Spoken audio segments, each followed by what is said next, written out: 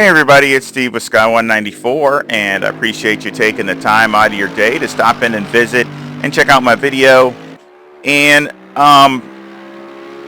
this is kind of going to be a pros and cons too. That's what I'm going to put it under, because basically, get done racing this season in E-Seniors in Season 8, and I use this AMG, and I think it's a good time, since I'm, pretty much just got over it within the week, to kind of go over some of the pros and cons of the car, and also a new setup for Monza, which I want to give a call out to Assetto, as far as he gave me some suggestions, and so I went ahead and went with them, and then I optimized them to what he pretty much gave me the idea to go that way, to go look that direction, and I did, and I've been messing with it. I've done a lot of sessions, a lot of laps.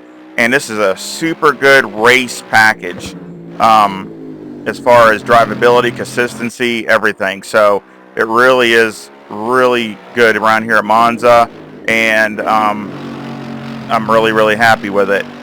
So let's go over the cons first. Of course, one of the smaller cons, but it is the hood, the length of the hood. I mean, if you're not, it takes a little get used to. I mean, if you're used to driving the Honda or the McLaren or Lamborghini or any of these cars, especially mid-engine, they got a short little stubby hood, and the AMG's got a longer hood, and it just sometimes it takes a little bit to get used to, as far as basically in traffic and things like that. Make sure you're not hitting people and knocking them, going into the turns and things like that. So again, something that should be practice with for sure, to make sure that you adjust your driving accordingly. And one of probably the biggest cons is the all-around downforce of the car. Okay, and hopefully I communicate this, what I'm trying to get across. But every car has like basically a total amount of downforce, what it can generate, and obviously that's adjustable depending upon the front splitter, if the car has an adjustable one, which this car does, and the wing and all those kinds of things. Okay, but it also is the car itself without any of the canards and wing. So the body itself also has a downforce, and every car is different. So take for example the McLaren 720 EVO and the Lamborghini. They have a very good downforce package. So when they run a fast track, they run very little downforce, like a Monza or a Paul Ricard. And other tracks, even tracks that need a lot of grip, they don't usually even max out the wing. A lot of times they're middle of the road, or maybe 3/4 of their wing or something like that. Well, the AMG is not that way. The AMG does not, and of course this is in update 1.9.5. This is when I'm doing this. But the AMG, of course, is an older car. It's probably one of the oldest cars there. Even though it has an Evo, it's still one of the older versions of the car. So the body doesn't have a lot of downforce. So to make up for that, you have to run a lot of wing. And the bad thing about that is when you come to a track that does not have a lot of grip, you could actually use more wing, but you don't have it, and so you're maxed out at the downforce that you have, while other cars can have more grip. So then you got to tune the car differently. You got to tune it maybe with a little bit softer setup, or you got to do softer softer anti-roll bars. You got to try to make up for that, but it's kind of a disadvantage. And then also at tracks like this, or maybe other tracks that are on the faster side, you still got to run a lot of wing or maxed out. I mean, pretty much the AMG, you got to run the wing almost basically near maxed out all the time. Basically between an 8 and a 10 is all you need to know as far as the wing setting for any track. Other than maybe Paul Ricard, it'd be the only track that you need to probably go down a little lower than that. But really, you need to have a good amount of wing to keep the rear end stuck and to use the car, to get the power down. So again, and of course that's why they're coming out with a new AMG in 2025. They're already designing, working on a brand new GT3 car from the ground up.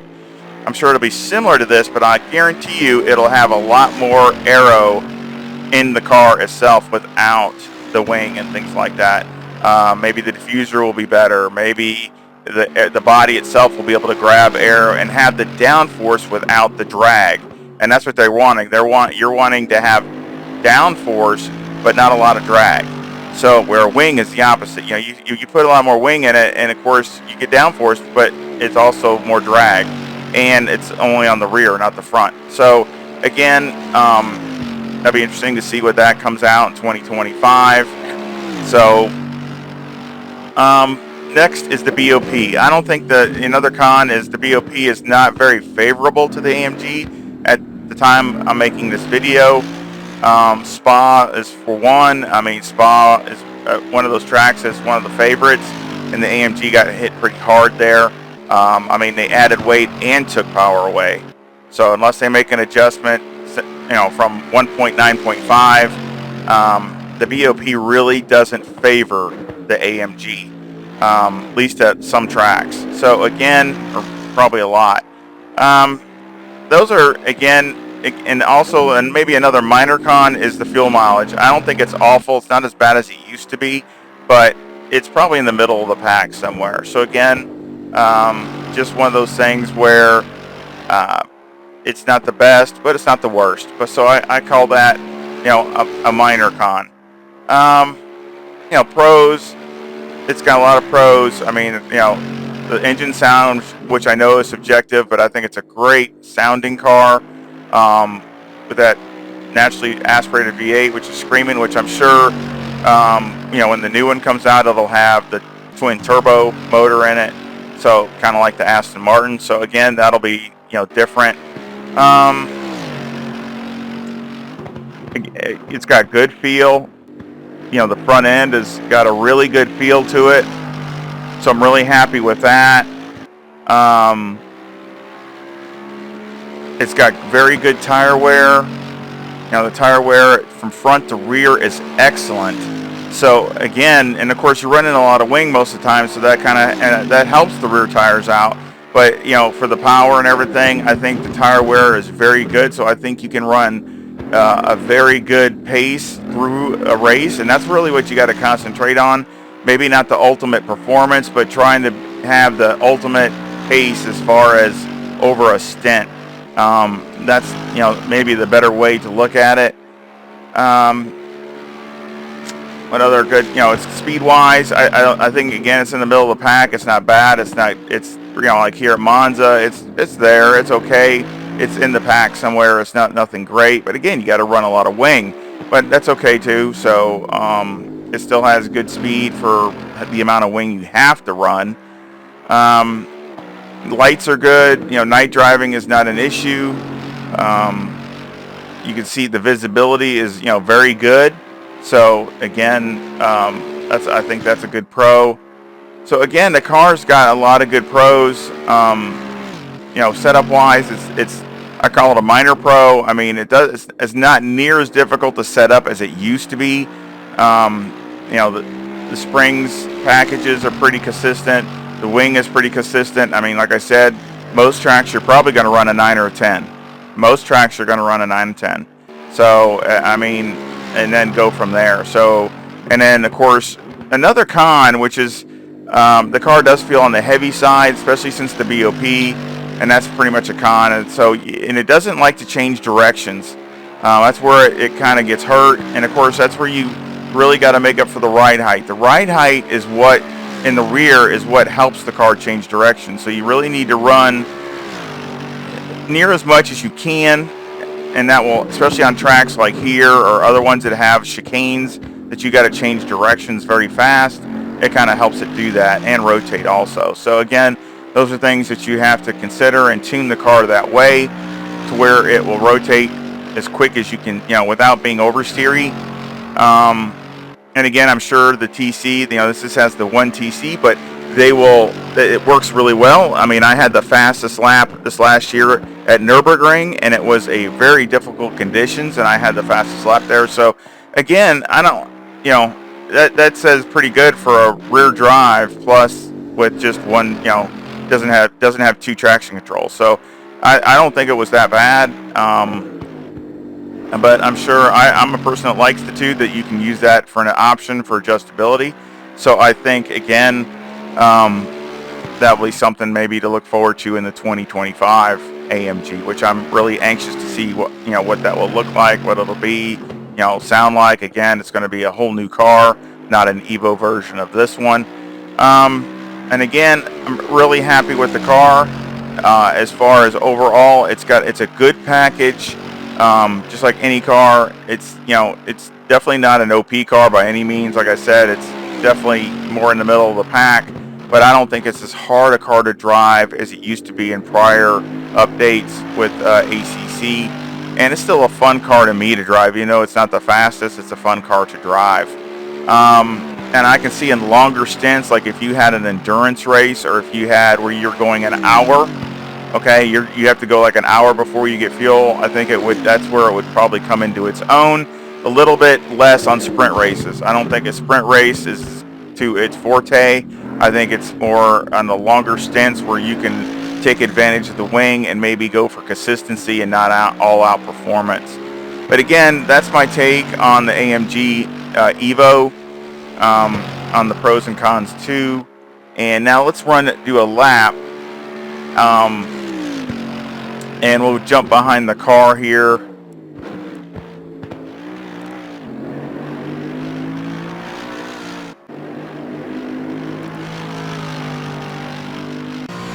Now, of course, drafting makes a big difference here at Monza. So I basically just did a low fuel run to kind of simulate that, since I didn't, instead of doing a race. So right now my fast lap is a 147.98. That's with the race fuel load. No drafting, of course.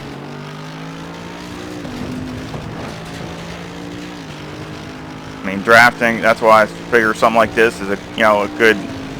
You could do. One, you can kind of see what it would do with lower fuel, and two, what it would do probably pretty close to simulating drafting. Again, right before the 100.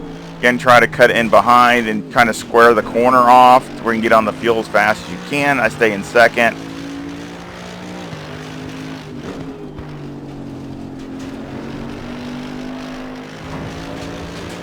Again, up to fourth, back down to third, right at the 50. You really want to get on the gas as you're going through the apex there to get the drive down the straightaway.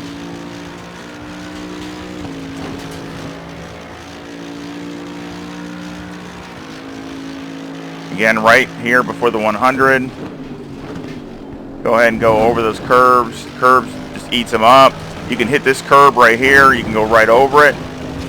Again, that wasn't a perfect lap. I mean, kind of ran in the dirt a teeny bit. I actually had a about even faster lap in my Delta, so I kind of messed this up a little bit. So it's got more in it.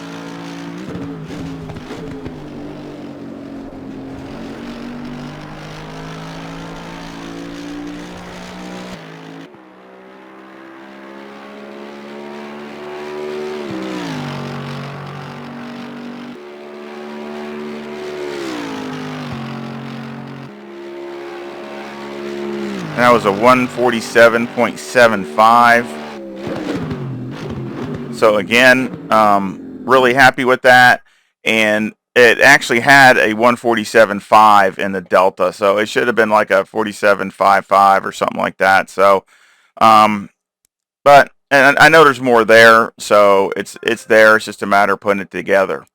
Again, let's go ahead and go over the setup. And again, I'll leave a link to the setup in the description.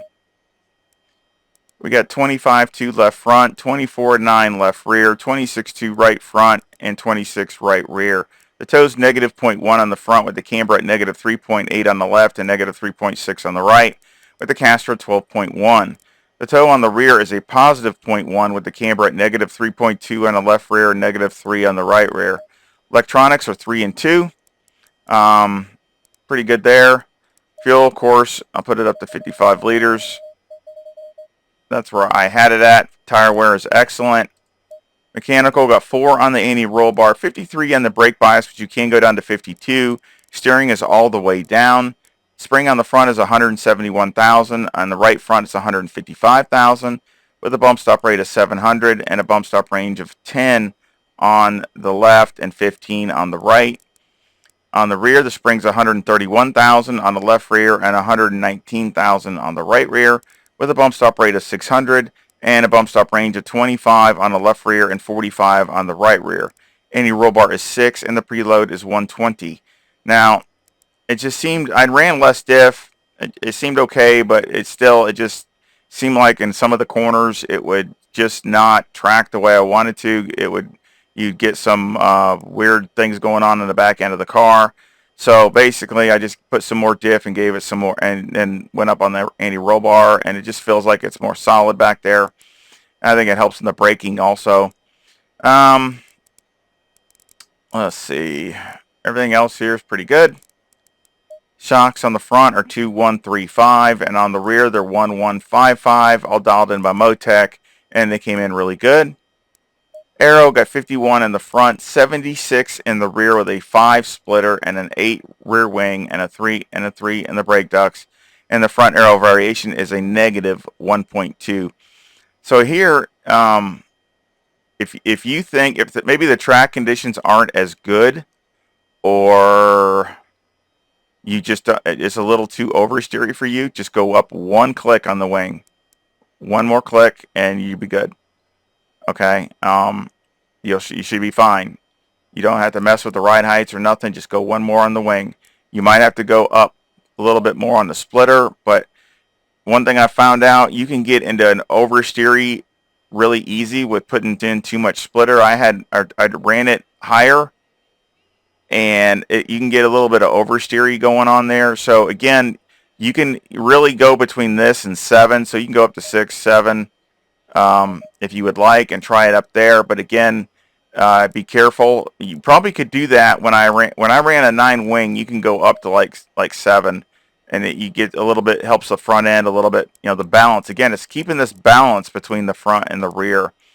But speed wise, it's maybe a half a mile an hour, and that's really studying the speed. With the 8 wing, it'll just click 172. With the 9 wing, it just clicks 171. So maybe a mile an hour at the absolute most. Maybe a little less. The difference between an 8 wing and a 9 wing. But again, it's a good balance. So again, don't be afraid to click a 9 if it just rotates a little bit too much, or the track conditions aren't as good. Again, my track conditions are usually between 22 and 24 on all my setups, unless I specifically say otherwise. Again, really good setup. I'll have the link to this setup in my Discord also, which all my other setup links are in there also. So again, so my Discord link again will be in the description, along with the link for this setup. So again, I hope you give me a like and subscribe. And again, I'm always a big fan of the AMG. I've always liked the car, and even though it's not the fastest by far or the quickest, it's still a fun car to drive, and I will always keep driving it just because I enjoy it. And that's, unfortunately, that's one of my downfalls. Instead of always picking the OP car, I just pick cars that I enjoy to drive, and just try to work with it from there. So again, that's the way it is, because there's just so many nice cars in ACC to drive that I enjoy a lot of the different characteristics. So again, I hope you enjoyed the video, and any comments or feedback are very much appreciated. And again, I want to say thank you to Mark and Joseph for their support, and all your support for comments and liking and subscribing and sharing. That's a huge deal too. And I hope you come back and visit again. Y'all take care. See ya.